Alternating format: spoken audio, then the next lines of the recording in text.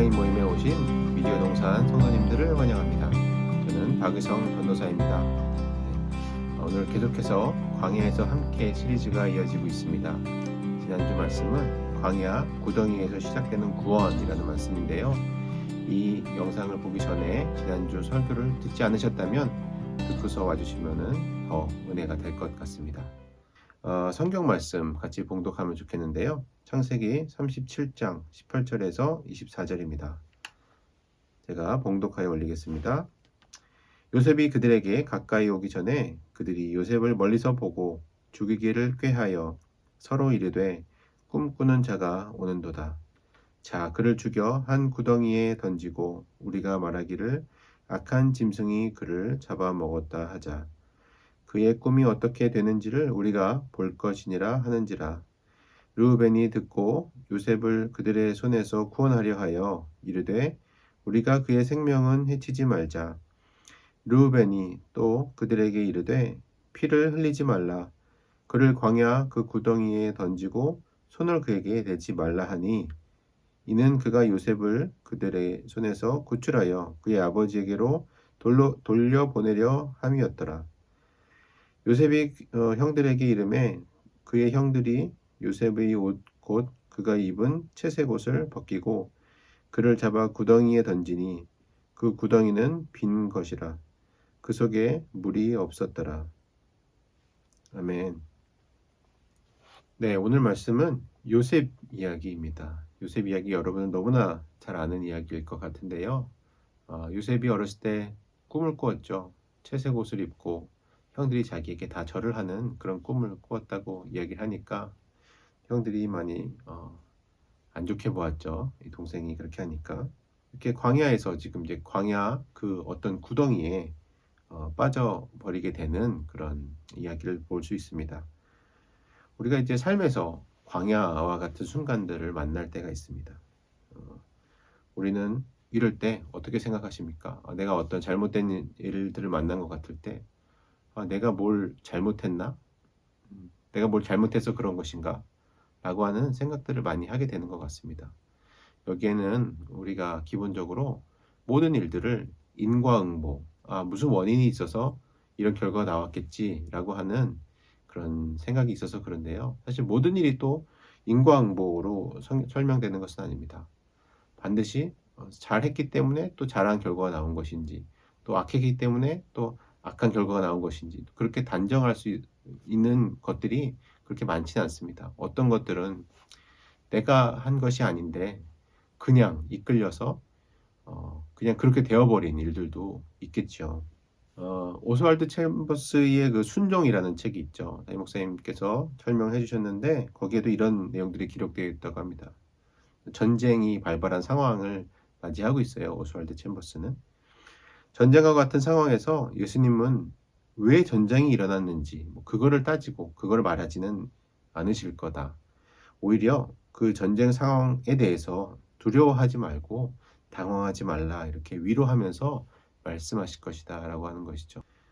자, 오늘 이야기에서 이제 37장 22절에 보면 그 구덩이가 나옵니다.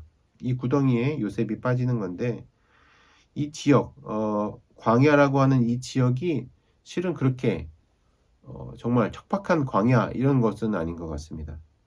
하갈이 당했던 그런 광야, 지난주에 그 광야는 진짜 마실 것도 없는 그런 광야였을 것 같은데 요셉이 빠진 곳은 어떻게 보면은 그런 문자적 광야는 아닌 것 같아요. 그렇지만 이제 광야가 어디든 그 땅이 어디든 구덩이라고 하는데 빠진 것은 굉장히 그저 곤경에 처한 것이죠. 어려운 상황에 빠진 것은 분명합니다. 요셉은 그 구덩이에 자기 의지로 들어간 것이 아닙니다. 성경에서도 수동태로 쓰여 있는데 거기에 던져진 것이죠. 지금 형들에 의해서 던져지게 된 것이죠. 그 형들이 원래 요셉을 죽이려고 했지만 또 르우벤이 만류하면서 죽이진 않고 또 마침 상인에 의해서 발견되고 또 그 상인에 의해서 애굽으로 팔려가게 됩니다. 노예가 되는 것이죠. 자유가 있었다가 자유가 없는 사람이 된 것입니다. 그래서 보디발 장군 집에 들어가게 되죠. 거기서 또 일을 또 잘했어요. 잘해가지고 이제 여러 가지 집의 일들을 보는 사람이 됐는데, 여기서 이제 그 보디발 장군의 아내가 유혹을 하게 되면서 또 그것을 그 하나님께 주신 양심으로 그 유혹을 거절하면서 오히려 또 다시 감옥에 갇히는 신세가 됩니다. 말하자면 이제 엎친 데 덮친 격이 되는 거죠. 설상가상이라고 하는 게 말이 되겠죠. 이런 이야기들 속에 있는데요.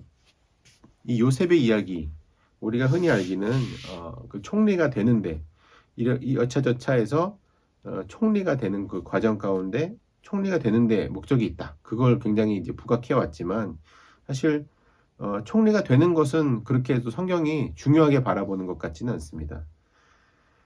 총리가 되고 난 후에 성경에서 9장이나 할애해서 요셉의 이야기를 이야기하고 있습니다. 그래서 우리 신앙이 어떤 총리가 되고 어떤 자리에 오르고 그런 성공하는 것, 거기에 초점을 맞춰서는 안 될 것입니다. 성공 자체가 아니라 그 하나님과 어떻게 동행하는 삶을 살아가는가, 그것이 우리가 생각해야 될 그런 초점인 것입니다.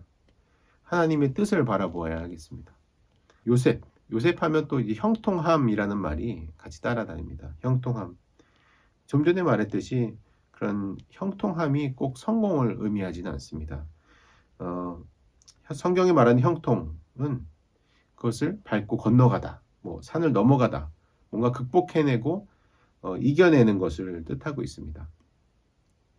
그래서 형통했을 때, 요셉이 형통했을 때가 언젠가요?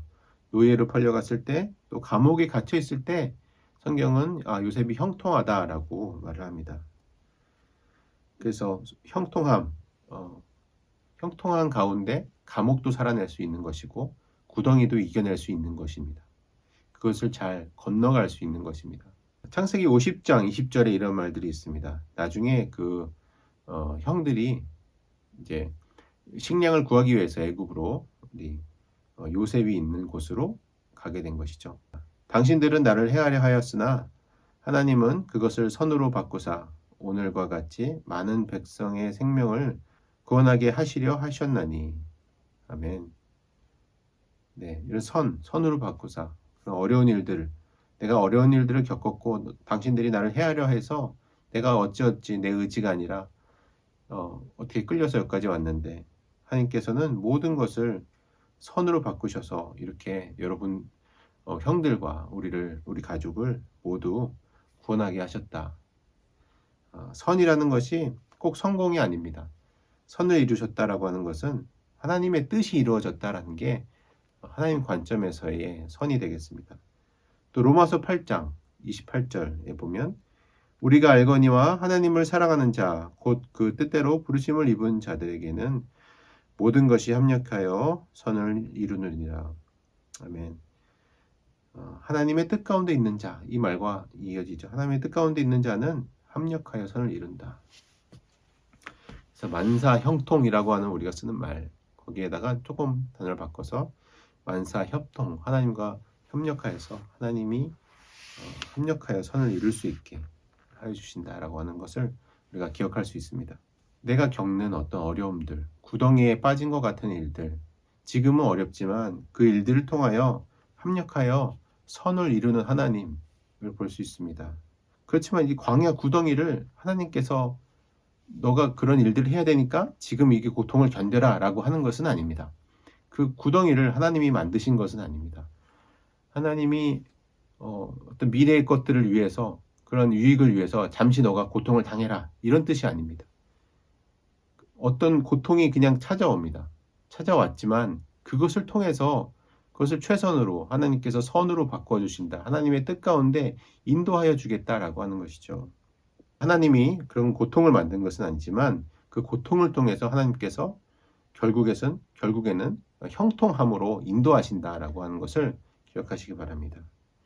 그래서 하나님의 뜻이 나를 통해서 이루어지는 것, 내 어려운 상황도 있고요. 여러 가지 조건들을 통해서 나를 통해서 이루어진다라고 한다면 그것이 바로 형통입니다.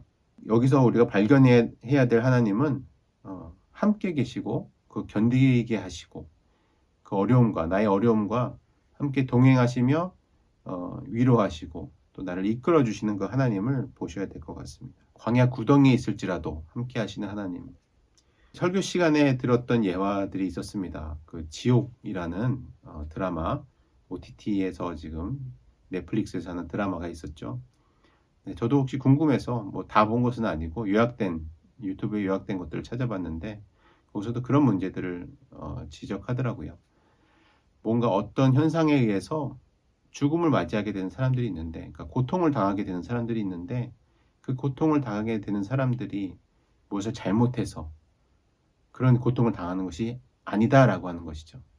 뭐 죄가 있어서 내가 이런 고통을 당한다. 그것을 이제 우리가 다시 생각해 봐야 되는 것입니다. 우리도 흔히 뭐 그런 생각들을 했을지 모릅니다. 처음에 코로나가 걸렸다. 뭐 아니면 코로나 백신으로 후유증을 앓는다. 이렇게 했을 때 내가 뭘 잘못했나? 내가 뭘 어떻게 이렇게 저렇게 어떤 마음을 잘못 품어서 이렇게 내가 고통을 당하고 있는가? 이런 생각들이 들 수도 있습니다. 특히 이게 내 문제가 아니라 자식의 문제일 때는 더 심하게 그런 죄책감 같은 것들이 들 수가 있죠. 하지만 고통은 인생 가운데 찾아오게 되어 있고 그 고통을 통해서 하나님께서 하나님의 뜻을 이루어 가신다는 것입니다. 그 고통 가운데도 함께 하시는 그런 하나님을 발견할 수 있는 이번 한 주간 되셨으면 좋겠습니다. 그래서 이걸 보시면서 이번 설교를 들으시면서 생각해 보셨으면 좋겠는 것은 여러분들의 어려움 가운데 하나님의 위로가 있었던 순간들을 한번 생각해 봅시다. 그리고 거기에 대해서 감사하셨으면 좋겠습니다. 하나님 그때 함께 계셨군요. 그래서 내가 이렇게 지금까지 있을 수가 있습니다. 그리고 하나님 그 어려운 순간들을 하나님께서 선하게 이끌어 주셔서 하나님께서 그런 고통을 선으로 바꾸셨군요 라고 하는 우리가 고백을 할 수 있을 것 같습니다. 그리고 두 번째로 그 광야 구덩이에 빠질 때 앞으로 그런 일들이 있을지 모르겠습니다. 앞으로 그런 일들을 당할 때 고통이 있을 때 제가 하나님을 기억할 수 있게 해주세요. 하나님과 동행할 수 있게 해주세요. 형통함으로 그 광야를 극복하고 내가 하나님을 믿고 신뢰하며 하나님을 따라갈 수 있도록 하나님의 뜻이 나를 통해 이루어지게 해주세요라고 하는 기도로 오늘 드려보셨으면 좋겠습니다. 오늘 말씀 통해서 여러분들 삶 가운데서 혹시 광야 구덩이에 있다면 하나님의 인도를 경험하시고 또 그런 일들을 경험했었다면 감사하시고 또 앞으로 그런 일들이 있다면 하나님께서 우리에게 소망과 믿음을 달라고 기도하면서 마무리하셨으면 좋겠습니다. 네, 감사하고 건강하시고 또 남은 이 대강절 기간 예수님을 잘 묵상하면서 우리 성탄, 좋은 성탄을 맞이하셨으면 좋겠습니다. 감사합니다.